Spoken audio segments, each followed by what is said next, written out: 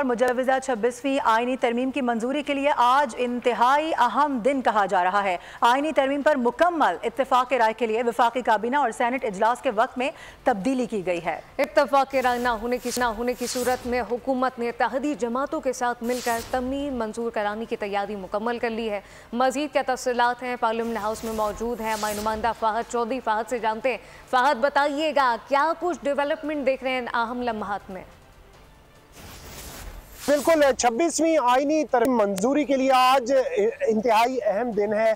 वफाकी हुकूमत और उसकी इत्तेहादी जमातों ने तैयारी मुकम्मल कर रखी है। वफाकी काबीना का इजलास आज 12 बजे होने जा रहा है, जिसमें मुजव्वज़ा 26वीं आईनी तरमीम के बिल की मंजूरी का इम्कान है। वज़ीर कानून आज़म नज़ीर तारड़ बिल के मंदरजात पर काबीना को ब्रीफिंग भी देंगे और नायब वज़ीर आज़म इसहाक डार सियासी मुलाकातों का अहवाल बयान करेंगे वफाकी काबीना के इजलास में। और इसके बाद सेनेट का इजलास आज 12:30 बजे तलब किया गया है। वक्त तब्दील किए गए। वफाकी काबीना ने 9:30 बजे बैठना था, उसका टाइम जो है वो 12 बजे कर दिया गया। सेनेट का इजलास जो 11 बजे तलब किया गया था, उसका वक्त तब्दील करके 12:30 किया गया। और कौमी असम्बली का इजलास आज दोपहर 3 बजे होने जा रहा है। ज़राए का कहना है कि रात गए सियासी मुलाकातों के बाद जो हतमी मुसवदा था 26वीं आईनी तरमीम का, उसमें कुछ मामूली तब्दीलियां की जा रही हैं। अब भी वफाकी हुकूमत की और इत्तेहादी जमातों की यही कोशिश है